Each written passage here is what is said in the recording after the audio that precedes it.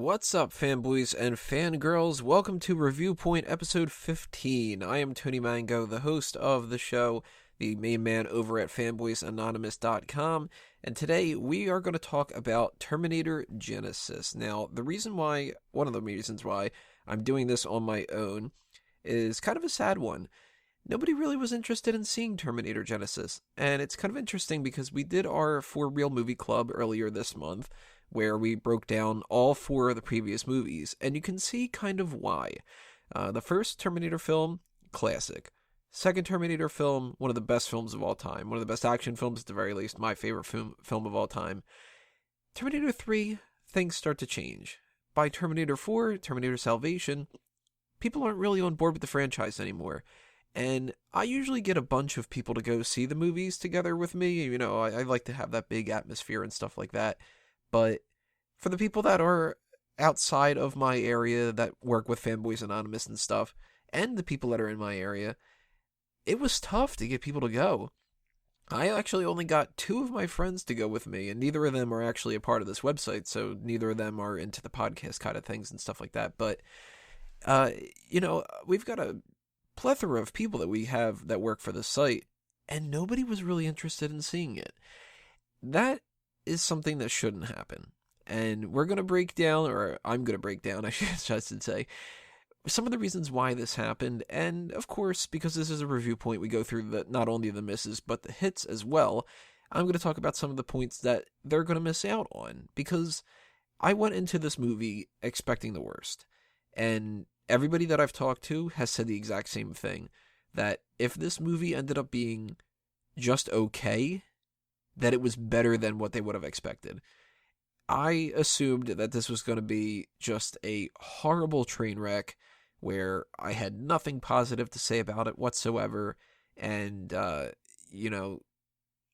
leave the movie thinking the same thing that I thought when I saw Terminator 3, which was just, why did they fuck up my favorite franchise? Or one of my favorite franchises, I don't know where Terminator ranks when it comes to Bond and Star Wars and superheroes and stuff, but we'll see. Thankfully, that didn't happen as much. That does not mean that this is a good movie, though. Overall, if I have to give, we usually go with our overall first impressions, I would have to say that this is a skip, and I'm not upset that I spent my $15 on it, but I've been telling people that have been asking me, should they see it? No. It's not because I don't support the series, and it's not because I don't support the idea of going to the movies and having fun, but movie theater prices are too expensive now, and you have to kind of watch which ones you go see. Jurassic World is something that I would definitely recommend to people. Avengers Age of Ultron, definitely. If there's one movie this year that I would definitely recommend to a lot of different people, it's Kingsman.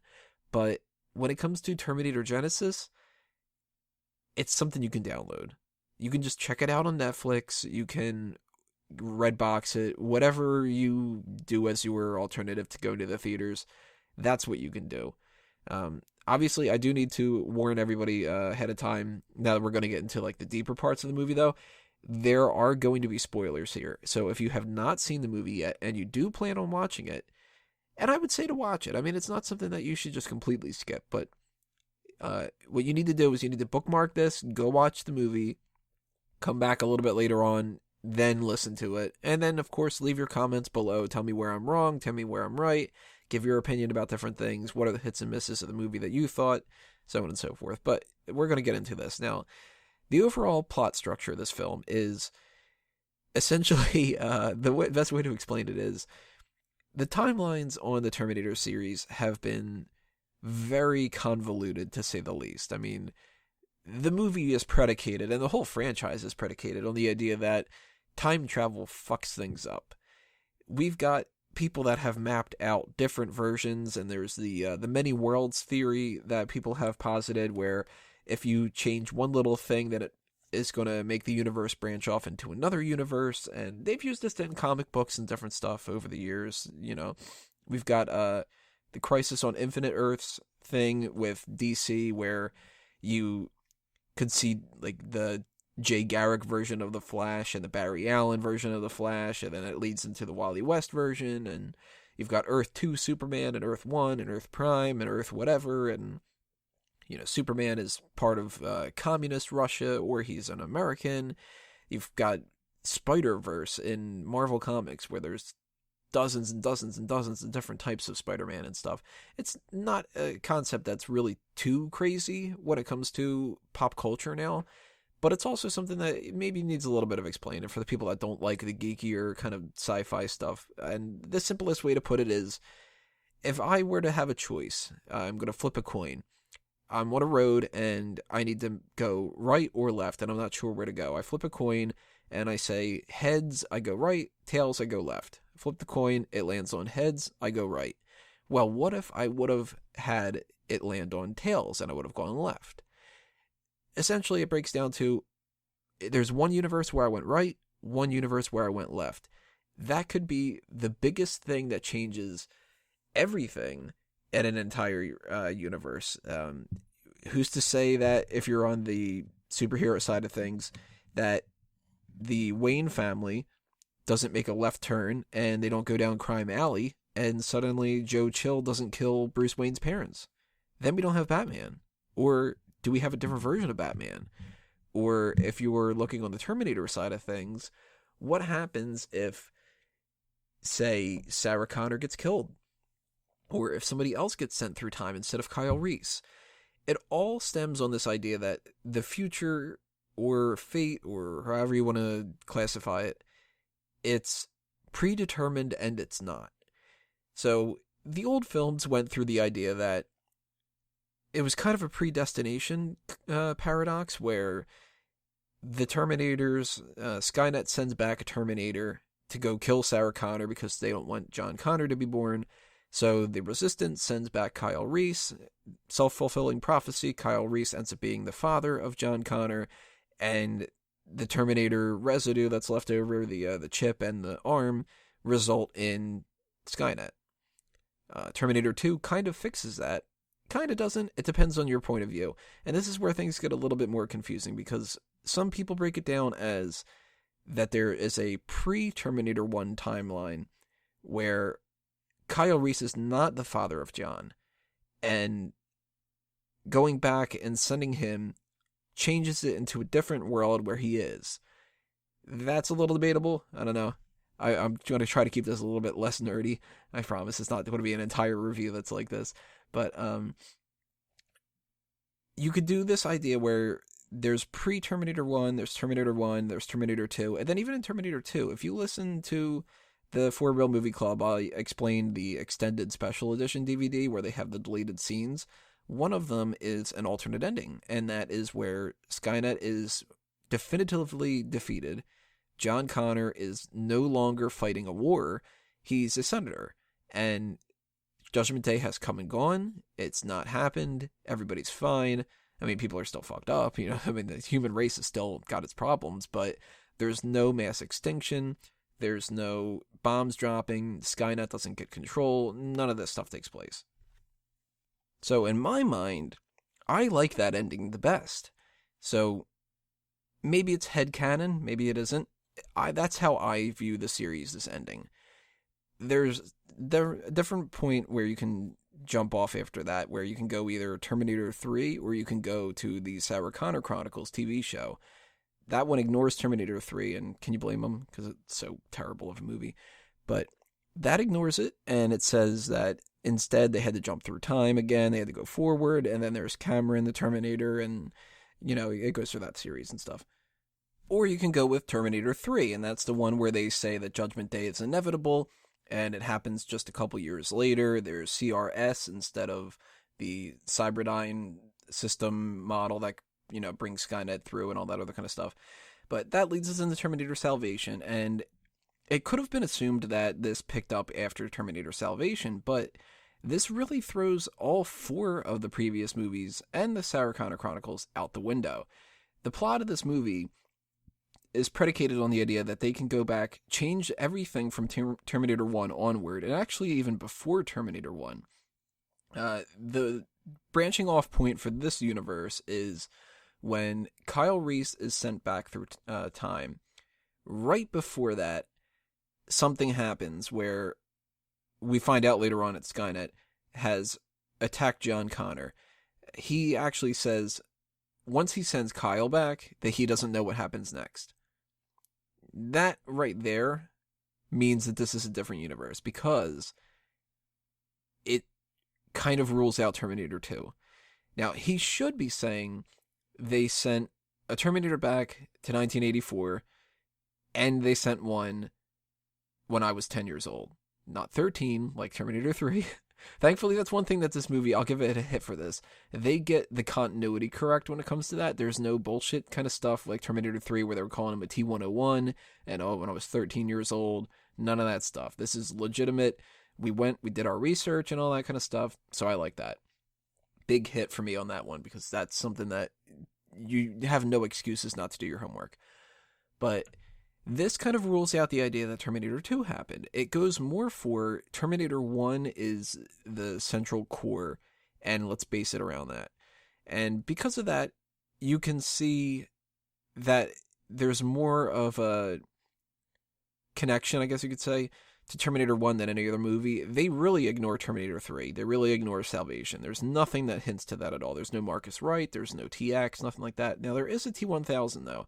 So I'm assuming that the way that they were approaching this movie is, when they were making it, they were figuring out Terminator 1 and Terminator 2 were the only two good ones. Let's ignore the other ones, and let's try to go back and try to reboot and only kind of deal with those. Because do we really need to have Catherine Brewster? Do we really need to have Marcus Wright? Do we really need to have Barnes and, you know, all these other kind of side characters? It would have been kind of cool. I mean, even though I don't like those movies that much, I like continuity.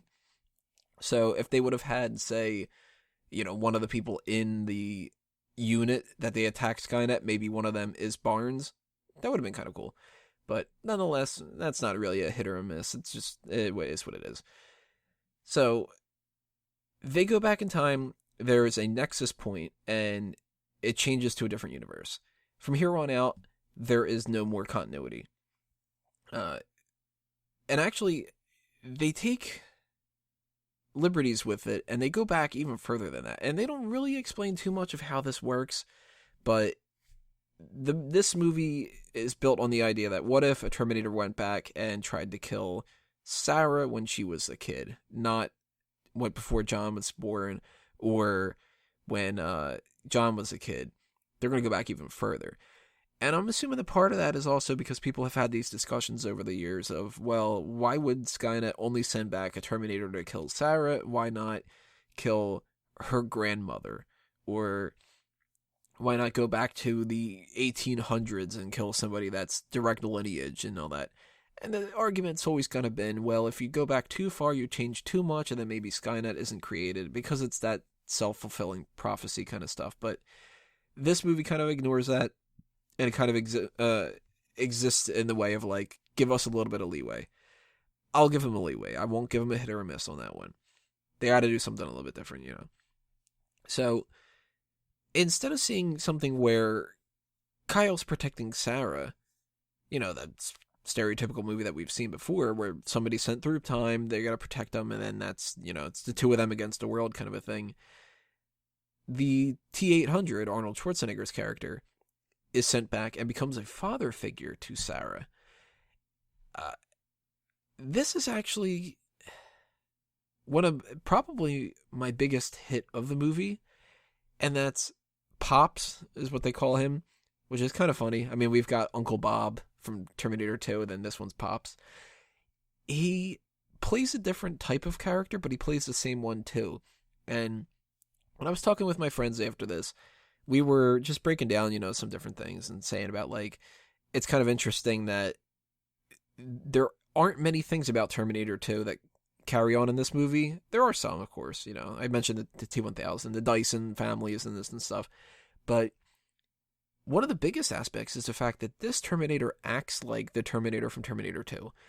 And I kind of got the impression that they were building this up as, like, what would have happened if the Terminator didn't destroy itself, or, well, you know, give the controls to Sarah at the end of Terminator 2. John wants it to stay around, and he's learned enough to this point where he's able to say, I know now why you cry, but it's something that I would never do.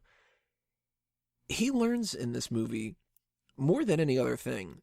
And there's a great part in this that really is probably the best part of the whole movie. And that's the obligatory self-sacrifice part. The Terminator has grown enough to the point where it keeps pictures of Sarah because it kind of views her as a daughter. And instead of having some kind of a scene where it does cry because it can't. I mean, it's a Terminator. It cannot do that.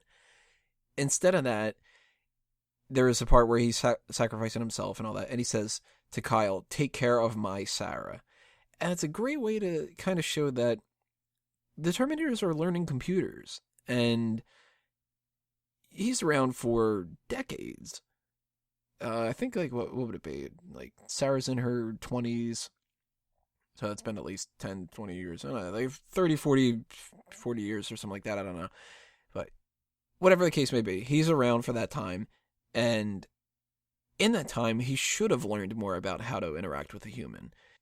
And he's grown this attachment to Sarah, and it's actually the better love story of the two, oddly enough. I mean, it would be creepy if it was a romance, but if there are 4 kind of interlocking love stories here, I mean, you've got Kyle and Sarah, which is crap in this movie. I'll break that down in a minute, though.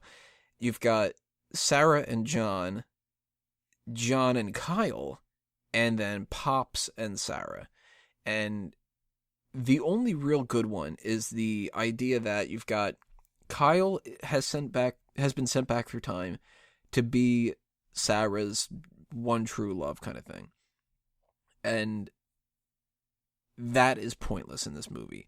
I mean, acting is one thing that gets into the way. I'll talk about that in a minute too.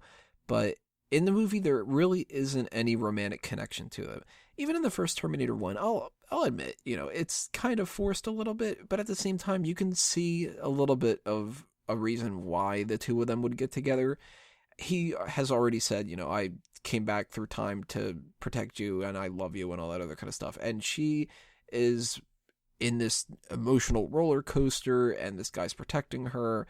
And it's one night that they stay together, but she can tell that he loves him and all that other kind of stuff. In this movie, they just argue with each other, and it's really annoying. There's more of a love between Kyle and John than there is for Kyle and Sarah. And then Sarah's got her thing with Pops and stuff, but the interesting thing about that, and this is another big hit that I have with the movie, is we haven't seen this before, where the Terminator is the father figure, and Kyle has to kind of fight the father figure for Sarah's affection, sort of. Like, we had Sarah versus the Terminator and then John in the middle before, but it was more so, I want to kill this Terminator, that's the end of the story. And John going, well, this is my buddy, and her saying he's going to die eventually. There wasn't really any kind of, like, emotional stress when it came to a familial role, because the Terminator was fulfilling the father kind of role, but he wasn't acting like a husband. And in this one, Pops, which they put him as Guardian, which is kind of weird. So he's Pops throughout the whole movie, but they label him as Guardian. I don't quite understand that. That's a little miss there, a little nitpicking. But he acts as Sarah's father. And anybody knows, when you are dating somebody, if you're on the male side of things, you're public enemy number 1, basically, when it comes to your father-in-law. When it comes to the women that are dating the men, of course, the mother-in-law is it happens with everybody and stuff like that. It's one of those tropes of comedic stand-up material and shit. But seeing Kyle fighting a Terminator on an emotional spectrum for the affection of Sarah Connor and then getting the approval of him, that was cool. I liked that a lot. And I read a story on Reddit, and I can't remember the person's name. I apologize. I should have written it down, but I've lost track of it now. But there was a user on a subreddit that was talking about how he went to go see Terminator Genisys with his father, who's really up there in his age, and he has dementia, I think is what it was. But he just hasn't been himself and stuff. And when they went to go see this movie, and there's a running gag that, the Terminator can't interact with humans that well, and he's very cold and all that, because he's a fucking Terminator, But that he has this, like, smiling gag, and it's nice to meet you, and that kind of stuff. And at the end of the movie when he has given Kyle Reese his permission to date Sarah, basically, and all that, and he smiles at him. Apparently, these two people in the movie theater, the guy and his father, the father was smiling, and it was something that was out of the blue, like he hasn't seen that happen and stuff, and it really put a smile on his face. I got that too. I mean, that was a cool little moment. Unfortunately, now we're gonna start to get into the negatives. And there are a lot more negatives in this movie. Kyle Reese is supposed to kind of be our main character. He's the lens in which the audience is looking through this movie. He's our protagonist.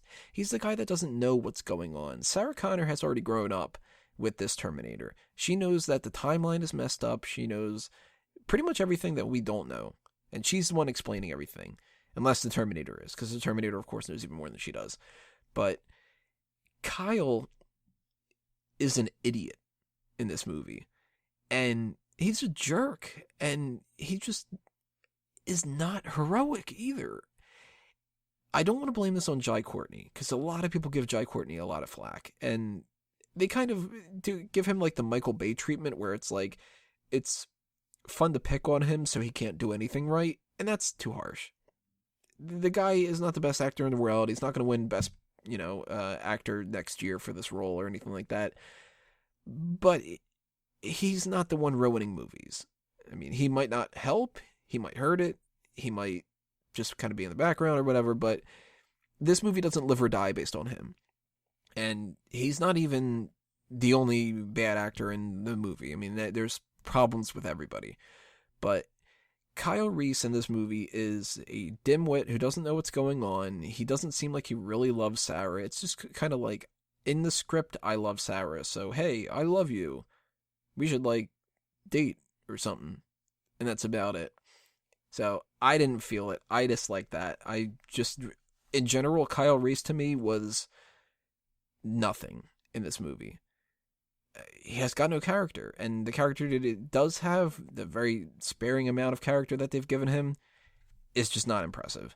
So, big miss when it comes to Kyle Reese. Sarah,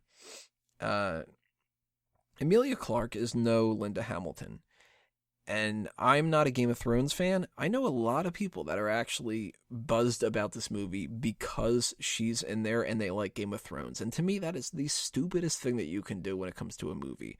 I've never understood the logic of, I like that actor in that other thing, so I like this movie because I like that other thing. Look, I like Kevin Spacey. He's one of my favorite actors. He kicks ass in The Usual Suspects. He's a better Lex Luthor than a lot of other people have in that, really bad version of Superman and Superman Returns.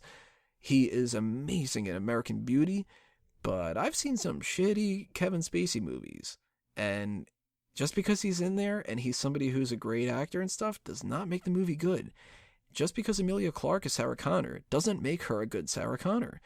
Linda Hamilton is believable as the badass version of Sarah Connor, and I don't believe it with Emilia Clarke. She looks like she's 16 and couldn't take down anybody that she takes down in a fight in this movie at all.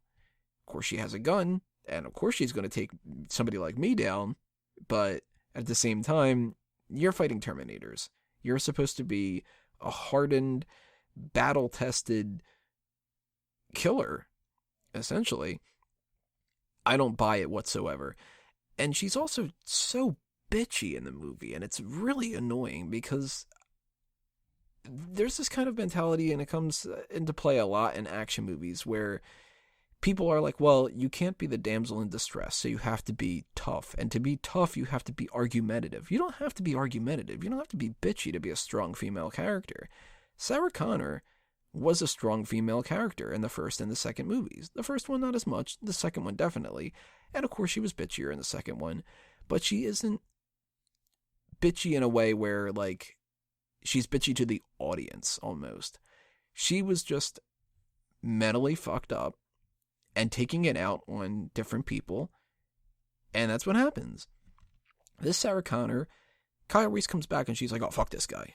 What? He didn't do anything. What the hell are you complaining about? This guy's here to protect you. He apparently loves you, or apparently that's what the script says he does. And she's so cold to him, and it's really bothersome because if she's supposed to be somebody who loves him and all that, by the end of the movie, they flipped the switch on it, and they didn't build up to it. I didn't believe at all at the end of the movie that Sarah loves Kyle. I believed that she just kind of went like, meh, he's here and he's not bad looking. So that's a miss. But the relationship between her and the Pops character, that's cool because it's a good way to do something different.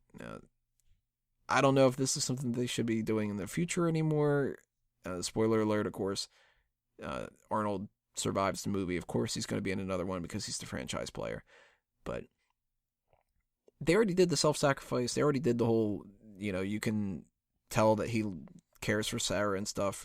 I don't know what the plot would be for another film that would involve the whole familial unit kind of thing, but I'll leave that up to them. So, other than the my Sarah thing and stuff like that, the difference when it comes to the Terminators this time around, you've got Pops is the same T-800, and they do this through line throughout the movie of old but not obsolete, which is kind of cool.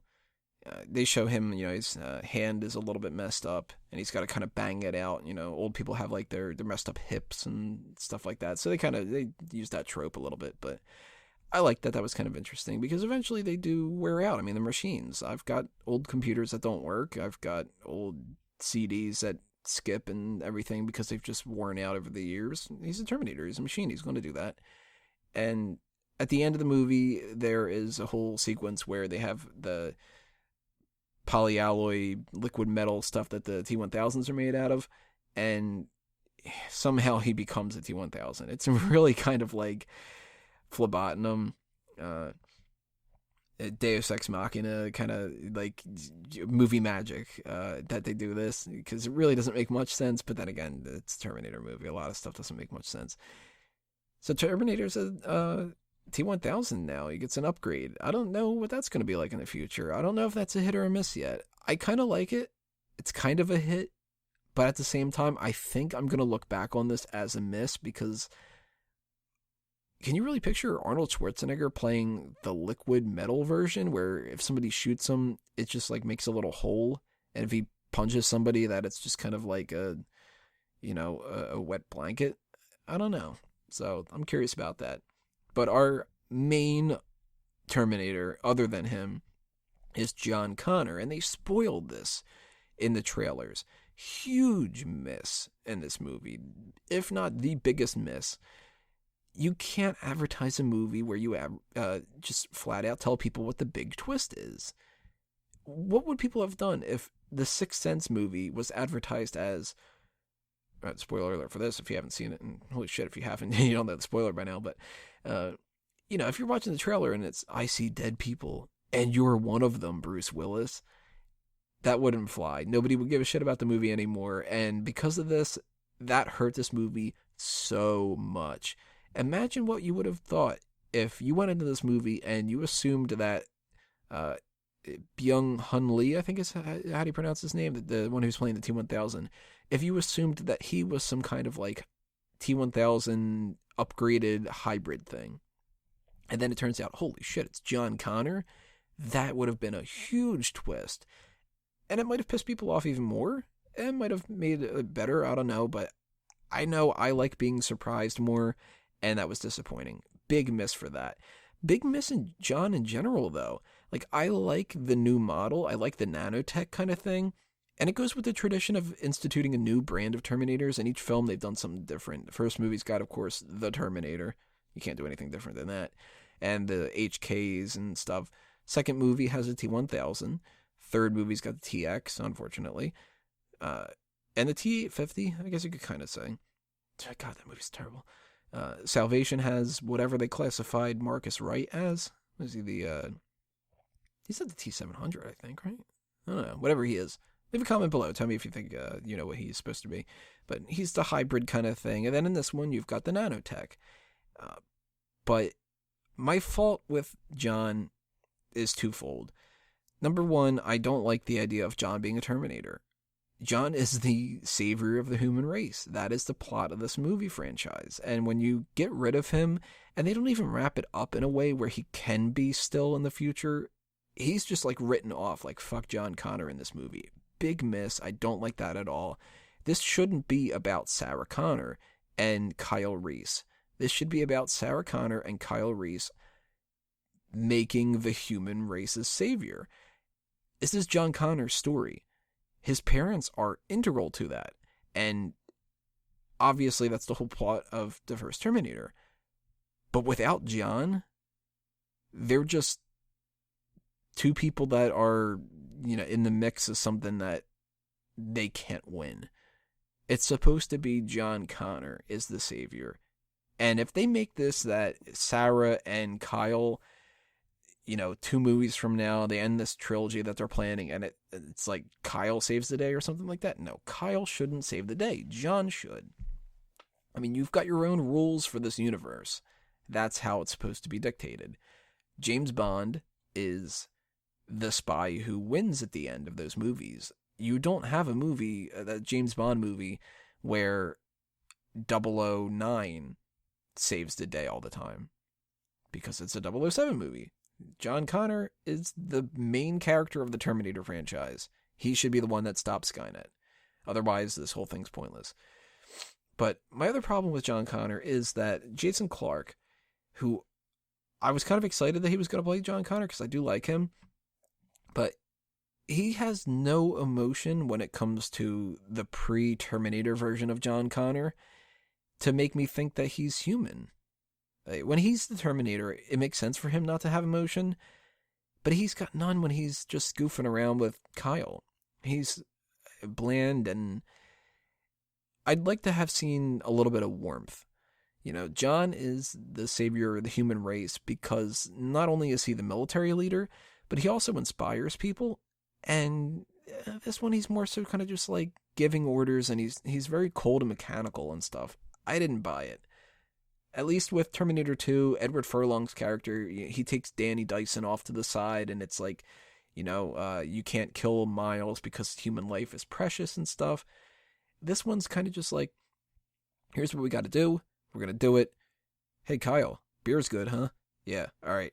Now, I'm a Terminator, so now I'm even more cold and emotionless.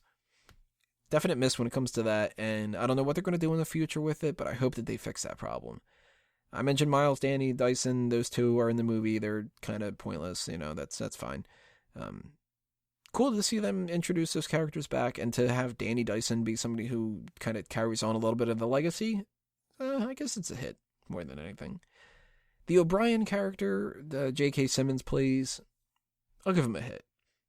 Yeah, he was something a little bit different than what we've seen. The crackpot kind of the cop who witnessed it, because people have seen this kind of stuff. Most of them die. Most people that watch a Terminator in any of these movies end up getting killed. But that was kind of interesting, so I'll give it a hit, and I'm glad that they didn't kill him off, because maybe he could be a big part in the future or something like that. I don't know. Either way, I kind of liked it. The T-1000, that's a miss. Some of the action sequence stuff with that, like him, which you saw in the trailer, so that was kind of disappointing. Him slicing off his part of his arm and throwing that as a projectile, that was cool. But the special effects in this movie are not any better than they were in 1991. And I don't know if that's just such a testament to how good Terminator 2 is, or if that's more of a disappointment in that they haven't figured out a way to make it even better. Of course, yeah, there are some things that are better. The other movie, they had the tinfoil, aluminum foil on Robert Patrick's chest and stuff. But when I was watching the main action set piece of the T-1000, the car chase, and then the trap that they set afterward, I didn't care. The chase that they do after Pescadero, where the T-1000's got his arms linked into the cop car, was so much more thrilling to me than watching the little flips and the shooting and stuff that they did in this movie. It was kind of less is more. And that's definitely a problem in my book. And then there's Skynet. Matt Smith, who most people know from Doctor Who. I've never watched Doctor Who. I don't know anything about him, really. Sorry. But he went into this movie and everybody was like, oh man, he's got to be playing something important because he wouldn't just be a side character. And a lot of people actually had the theory, what if he is John Connor? I was kind of hoping that would be the case a little bit through this movie because I was like, well, I don't like the idea of John being a Terminator and stuff anyway. So if they would have done some kind of a twist, I would have been kind of cool with that. Instead, he is dubbed as Alex. And Alex is Skynet. He is a human representative, which is, again, kind of a hit, kind of a miss. Skynet's defeated at the end of this story. I mean, the human race is going to win, no matter what. Every movie ends with the human race essentially going to win. This, when they do this whole branching off point where it changes after sending the Terminator and Kyle back through time, somehow there is a human posing as Skynet that's still operational, even though Skynet's taken down. And I don't like that. But I kind of do like the idea that maybe that there would be some kind of like a human Skynet. Because if there's a central core, you can bomb it. But if there is an infiltrator unit and you aren't sure that is actually like the core of Skynet, then it's a little bit harder, kind of. It's a little bit easier to destroy, but it's also a little bit harder to even know to attack it. So I guess that's another one of those things where I don't know if I'll look back on this and give it a big miss or a big hit. Right now I'm in the middle of the road. I'm in a ricochet, I guess you could say. I mentioned the T-1000. It was a problem when it came to the aspect of like what, the special effects and stuff like that. But that's my only real nitpick when it comes to special effects. One friend of mine said that it wasn't good when it came to the visual effects, that it was like the CGI looked really bad, and really that didn't look bad. The only part that looked a little bit cheap to me were the sections at the beginning of the movie where the Skynet, like the endoskeletons, are kind of walking around. They looked a little bit CGI, and that was a little bit annoying, but we've seen worse. Although I gotta say, the best thing that we've seen so far when it came to any of the endoskeletons was Terminator 2, and it was just practical effects. Practical effects can look so much better if you're able to pull it off. Stan Winston knew how to pull that shit off. But when it comes to dealing with the Terminators and different ways to do cool stuff with them, something that always was confusing to me that they never did in these movies was they never really introduced electricity or magnetism as ways to destroy the Terminators, and I really liked it. Big hit that they introduced both of them in this movie, and another one too about the whatever I don't know what kind of chemical it was or whatever like that, but they had the trap where some kind of like acidy rain chemical substance or whatever is poured over the T-1000, and that's how they were able to like dissipate them. I thought that was kind of cool. But magnetism being a big part in the destruction of John Connor, very cool. You would assume that magnetism would have some kind of an effect on this kind of stuff because they're, metal. But at the same time, other than that, there weren't really memorable things. I mean, the only thing that people are going to really remember when it comes to this movie for action set pieces, they're not going to remember things like, in Terminator 2, we've got the Hasta La Vista Baby or the Shattering, and we've got the big shootout with the minigun, and we've got damn near like everything in that movie. This one's going to be just that one shot that, again, they showed in the trailer, which is the I'll be back projectile through the helicopter. I don't know who did the trailer for this movie, but they just took anything that would be memorable, shoved it in there, and then went, okay, now go spend $15 to see the rest of it. Very, very disappointing. Big miss on that one. And I'm in the middle of the ground when it comes to the music, too. I've mentioned that Brad Feidel's score is so damn good for the first and the second movie. First one's cheesy, yeah, but the main theme is brilliant. And the only thing in this movie that was really good when it comes to the music is the main theme. Although the opening shot is the main theme, and it's a very sad version of it, and I loved it. It was amazing. The track on the score, the soundtrack, is called Better Days. I definitely recommend that. The rest of it, I don't remember it. There's no, like, distinctual kind of tone that they kind of go with this. The first movie, you've got the little kind of thing that they've done like that. Sorry that I'm singing, but they've got their little kind of thing that they go with that. In Terminator 2, you've got the very ominous, like, droning T-1000 music and stuff. I don't remember anything about this movie's music, so more so miss than anything else. And really what's sad about it is I don't have much else to say. I mean, I know you're probably looking at this and you're going, well, this guy's rambling on for like 30-something minutes by himself on a podcast, and it could be a 5-minute movie review with 10 people. But for somebody like myself who loves Terminator 1 and Terminator 2 and wants this franchise to be viewed in the same way that those two movies are, I should have more to rant and rave about, and I don't. This is a movie that I summed up in my other version of my review, the Making the Grade review, where it's the breakdown of, this is an A, a B, that kind of, it's a report card kind of thing. There's 2 lines in that I need to replicate here that sum up my opinions about this movie. You can't give me filet mignon like Terminator 1 and Terminator 2, and then give me Steak-'em and expect me not to think that the quality's gone down.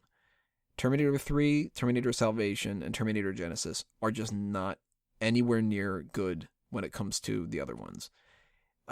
People will argue with that with the prequel trilogy for Star Wars. People will argue that with different Bond movies, and people will argue that for any kind of franchise. I mean, Iron Man 2 is not as good as Iron Man 1. And there's some people already saying that Avengers Age of Ultron is kind of downsided compared to Avengers and stuff.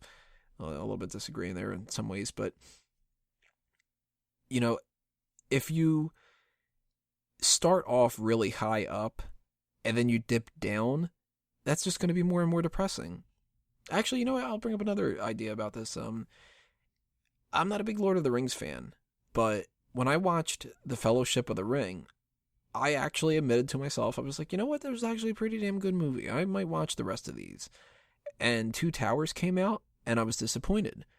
Return of the King came out, and I was like, oh my god, this isn't ending. But now, at that point, I had already seen the 3 movies, and when they announced that they were going to do The Hobbit, I was like, you know what? I'll watch them, but I'm not going to go pay to see them in theaters. I'm going to just check them out after they've already been released online. And the first Hobbit is awful. The second Hobbit is even more tiresome to get through, and the third one is just as bad. So those Hobbit movies might be great to some people, and then when they go to watch the other ones, they're even better, and it's like, man, these are fantastic and stuff like that. But if you go in reverse, it sucks. Terminator 1, Terminator 2, great movies. Terminator 3, terrible. Salvation, slight bump up. And Genisys, I don't even know if I would consider it a bump up from Salvation. It's kind of a better movie than Terminator 3. And in some ways it's worse. I mean, it's subjective in a lot of ways and stuff, but it's just not a great movie. And another line that I had in my Making a Grade thing that really, if you're going to compare filet mignon and Steak-'em and stuff and do that kind of thing, what I have to boil this down to is it's lacking the heart and the art of the other two. It doesn't have that emotional chord that the other ones did. I mean, you can watch Terminator 2, and at the end there, where he's doing the thumbs up, you can get a little teary-eyed when you're watching that. And this one, when he's like, the best part of the movie, essentially, take care of my Sarah, I didn't have any tears in my eyes. I wasn't getting, upset, choked up about it. I was supposed to be, but I wasn't. And that's because they didn't do as good of a job making this movie as they did with the other ones. And Alan Taylor is somebody who has made a couple of different movies now. This isn't his first rodeo. And he, of course, did a better job at this movie than I would have done. I don't want people to think that I'm one of those kind of guys that thinks like, oh, well, you could give me a camera and I could do it better. No, I am not a director. I do not know how to pull that off. If you were to tell me, let's take this kind of a wide angle lens and shoot this, whatever, I'd be like, I already don't know what the hell's going on because I don't know the technicalities and stuff. But at the same time, I didn't like Thor: The Dark World better than Thor. And I haven't watched, I think, any of his television work. I know he worked on Game of Thrones for some episodes. I didn't watch that. I'm looking at his IMDb right now, and it's Sex and the City episodes. I didn't watch that, whatever. But he's just not as good of a filmmaker in my mind as James Cameron. And he might be in the future. And it might be something where, this is the last movie before he goes crazy and starts making amazing films and stuff like that. And I wish that on him, because I want everything to be great. I never want a movie to be bad, ever. But this doesn't have that same appeal to me. It's just not fundamentally as good of a movie. The actors are not as good as the actors in the first two films. The directing is not as good. The score is not as good. The effects aren't as good. The action's not as good. Everything about this movie is just not as good. But it's better than I expected it to be. And that's kind of saying a lot, and it's kind of saying nothing, because if I went into this movie expecting it to be the most god-awful piece of trash in the world, and it wasn't, that's a plus, but it's still not a good movie. So, essentially what I boil this down to, and the best way that I can explain this to everybody, is what I mentioned at the beginning of this kind of thing. If you have the extra $15 to spend, and you're a Terminator fan, and you want to go see something that's got some mindless action to it, but not even like a great action movie, like, tons of explosions, and this is cool and stuff. It doesn't have that stuff. But if you're just kind of looking for something to do, go see the movie. If you're somebody who's going to criticize it like I am, somebody who is passionate about the franchise, somebody who wants to go see a good movie, don't spend the money. The best way to vote and tell people that they need to do better on these kind of films is to vote with your wallet.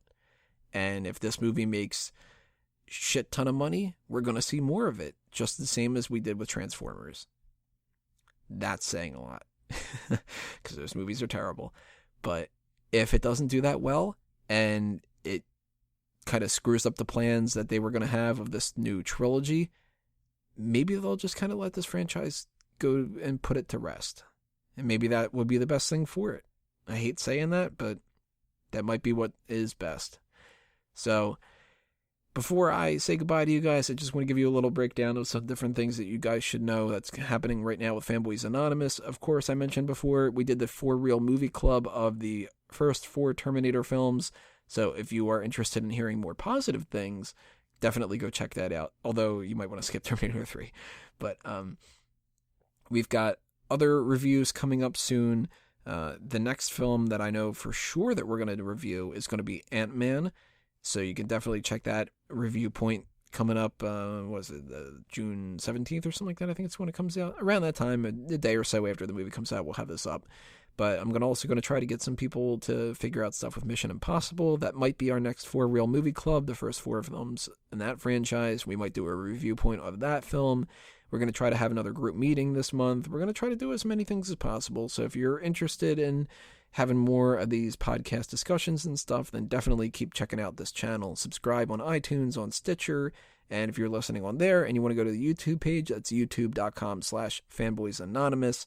Our Twitter is fanboysanon. Our Facebook is .com/fanboysanonymous. And me personally, I have all sorts of different avenues, different things you can follow me on Facebook, Twitter. My wrestling website is smarkoutmoment.com, and there's podcasts when it comes to that and stuff. There's the All Talk Show, which you can find on facebook.com/all talk show. That's where we will tell you guys when we're going to do our random episodes. But if you want to check that out in the archived edition, that's iTunes, Stitcher, and YouTube. Everything's always those 3. So you guys just, you click on one of our things, you'll find links to all sorts of other things and stuff like that. Make sure you guys leave your comments below here. Tell me what you think that the hits and the misses of Terminator Genisys were. Is this something that was good for the franchise? Is it something bad? Is it something that you are glad it happened? Or is this just another downgrade for this franchise? Leave those comments, subscribe, like, share, favorite, all that other kind of jazz. And this has been episode 15 of the Review Point. I think that I'm done shooting the breeze on this one. Thank you for joining me. I'm Tony Mango, and despite the flaws in this, I am still a Terminator fanboy. So I will see you next time, everybody.